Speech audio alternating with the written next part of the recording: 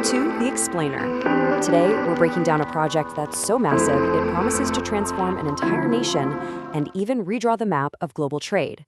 We're talking about the China-Pakistan Economic Corridor. You hear this phrase thrown around all the time, right? A game changer for Pakistan. But what is CPEC really? What's actually been built?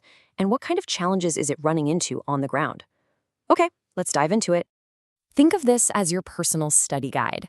We're going to start with the basics, then look at what's been built so far, see how the whole thing is evolving, and then get a serious reality check on the challenges. By the end, you'll have a crystal clear briefing on this really complex topic. So let's start with the absolute fundamentals. What exactly is CPEC? We're talking about a multi-billion-dollar vision that sits right at the very heart of the China-Pakistan relationship. Okay, so at its core, picture a huge network of roads, railways, and pipelines. It's all designed to create a direct trade route from Western China all the way down to the Arabian Sea. But here's the really crucial part. It's not just about infrastructure. It's the flagship project of China's much bigger Belt and Road Initiative, which is this global strategy to expand its economic and political footprint. So how do you even get a project this huge off the ground? Well, Phase 1 was all about building the basics. It was focused on tackling Pakistan's two biggest economic headaches, a really damaging energy shortage and a transportation system that was seriously out of date. And they didn't exactly start small. Phase 1 saw a massive injection of capital. We're talking $24 billion in projects that have already been completed. To put that number in perspective for you, that's more than double Pakistan's entire defense budget for a single year. This was a huge, huge bet on the country's future. And look, this wasn't just money moving around on a spreadsheet. It translated into real, tangible things on the ground. We're talking new power plants to keep the lights on, modern motorways to connect major cities, and absolutely essential upgrades to the Gwadar port. They were literally building the economic backbone of the country. So, in short, Phase 1 was all about laying the groundwork, the concrete and steel foundation for all the more ambitious plans that were supposed to come next. But just building roads and power plants was only the beginning. The vision for CPEC has since evolved into something much broader, something that everyone is now calling CPEC 2.0. And this slide right here really captures that strategic shift perfectly. It's a pivot from hardware to software. You can see it. The focus is moving away from just building things towards building up entire industries. It's not just about concrete and steel anymore. It's about creating a modern, knowledge-based economy.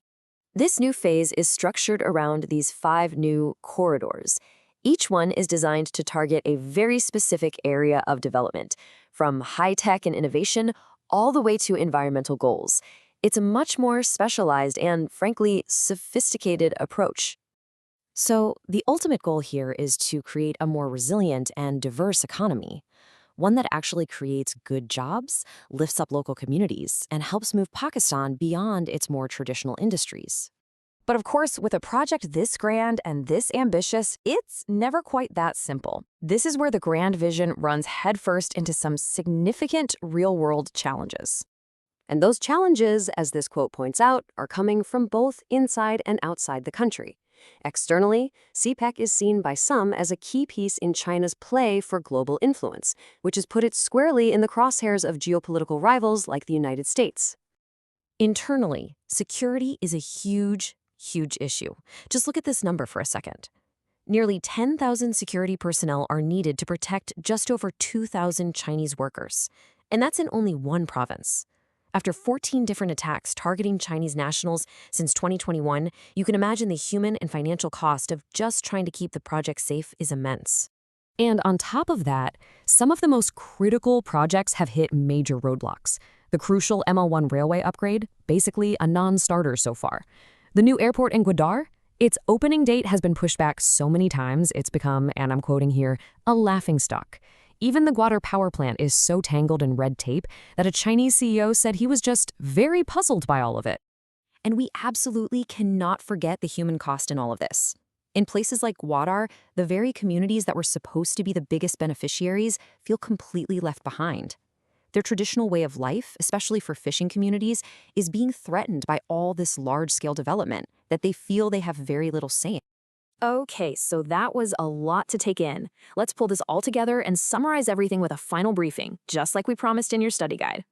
So, what are the key takeaways? If you only remember 4 things from this explainer, make it these 4. This is your CPEC cheat sheet. All right, let's lock in some key terms, starting with the big one itself, CPEC, the China-Pakistan Economic Corridor. And remember, it's not just one road, but a whole collection of different projects.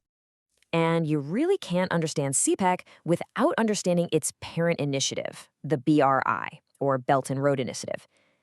Think of CPEC as the crown jewel of China's massive global infrastructure strategy. It's part of a much, much bigger picture. You'll hear this term a lot, ML1. That's the key railway project that has been hit with so many delays, it's almost become a symbol of CPEC's logistical and bureaucratic challenges. And finally, SIF. That's the Special Investment Facilitation Council. This is the new administrative body Pakistan has set up to try and cut through all that red tape and really get Phase 2 of CPEC moving forward. So, what's the future of CPEC? Is it an economic corridor to prosperity, or is it a road to uncertainty?